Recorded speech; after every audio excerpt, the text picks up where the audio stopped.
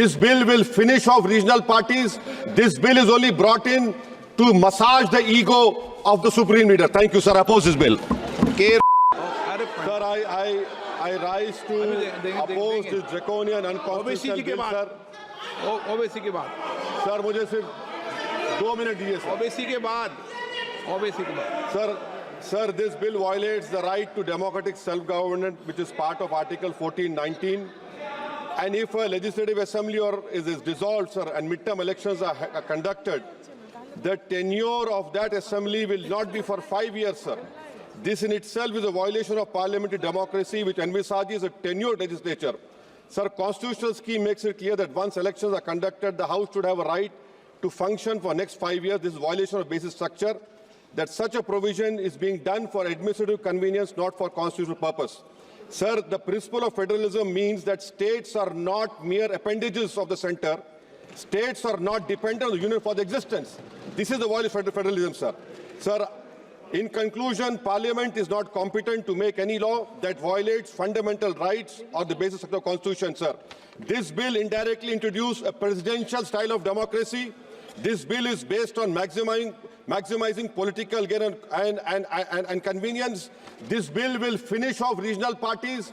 This bill is only brought in to massage the ego of the supreme leader. Thank you, sir. I oppose this bill. K. Radhakrishnan.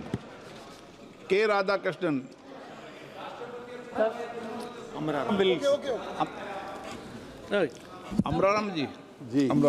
माननीय अध्यक्ष महोदय, जो संविधान संशोधन 129 में जो संशोधन लाने के लिए लाए हैं बिल, मैं और मेरी पार्टी इसका विरोध इसलिए करती है कि ये बिल इस देश की संवैधानिक संस्था, संविधान और जनतंत्र को खत्म करके तानाशाही की ओर बढ़ने का काम है. इससे ज़्यादा कुछ नहीं है. क्योंकि आप खर्चे की बात करते हैं, जिसको 1 साल होगा उसके 4 साल में आप उसके जनतंत्र की हत्या करने का काम ये संविधान संशोधन, ये जो बिल लेके आए हैं, ये करने का काम करेगा. आइंदा भी निश्चित रूप से आप बताइए, लोकल बॉडी जो पंचायत और नगर पालिकाएं स्टेट गवर्नमेंट का है, उसको भी आप लेना चाहते हैं. क्यों लेना चाहते हैं? कि एक हमारा ही चलेगा, बाकी देश का किसी भी राज्य का जो भिन्न भिन्न संस्कृति है, भाषा है, उसके अनुसार हमारे देश के संविधान ने उनको राज्यों को बनाया है, उनकी विधानसभा बनाया है, उनके अधिकार हैं. वो सब अधिकार आप इस बात के माध्यम से यहाँ लेना चाहते हैं. और केवल इसलिए कि तानाशाही फासिस्ट जो ताकत आप रूप से विरोध चाहे 356 हो, आगे भी अगर मान लो डिजोल्व हो गया, कोई फॉल्ट हो गई, सरकार गिर गई, तो उसके लिए भी आप अगर 2 साल बाद गिर गई तो 3 साल के लिए चुनाव होंगे. 1 साल बच गया तो उसके लिए होगा. इसलिए ये डिटेल चर्चा करेंगे, बात करेंगे. सुप्रिया सुले चर्चा कराई और आज 2 दिन बाद में उसी संविधान को तहस नहस करने के लिए बिल लेके आए हो. इसका हमारी पार्टी बिल्कुल विरोध करती है. Supriya Sule. Thank you, sir.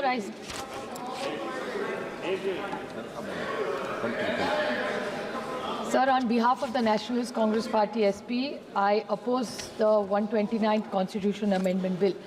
Clearly, most of my colleagues have made the 3 most important points: that this is completely against federalism and the Constitution of India.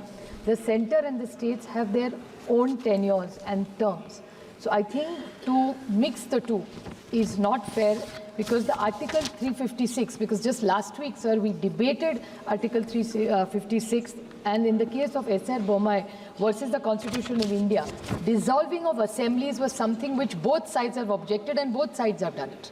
So if we object to this, why are we giving this authority to the Election Commission to dissolve assemblies who are elected for 5 years? So I think to break these tenures is completely objectionable, and India is a union of states. Central government cannot. Cooperative federalism is something which we are so proud of.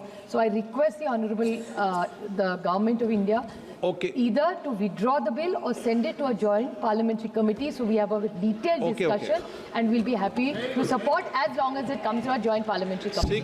Thank you, sir. संक्षिप्त में बोलना श्रीकांत जी, सब संक्षिप्त में बोलो भाई. धन्यवाद अध्यक्ष जी. आज मैं अपनी पार्टी Let him speak. दादा बैठिए, आपको मिला नहीं इसलिए हमें भी आप वंचित मत कीजिए।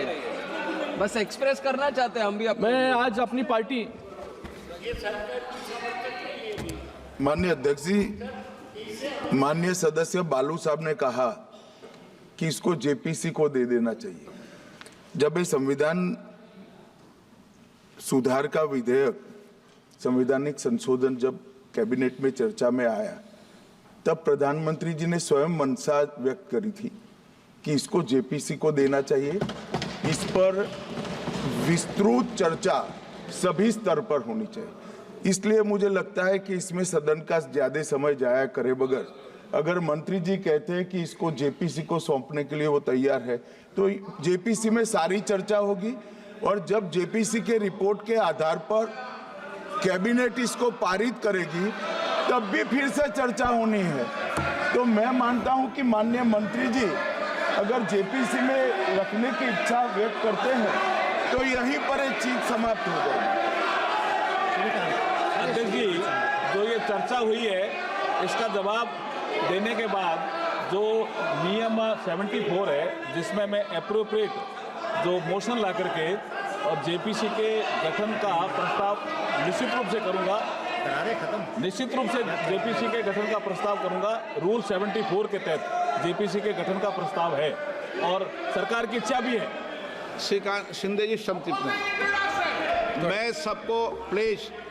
मैं सबको बोलने का मौका दूंगा, लेकिन एक मिनट में अपनी बात करें, विषय पर समाप्त कर दे।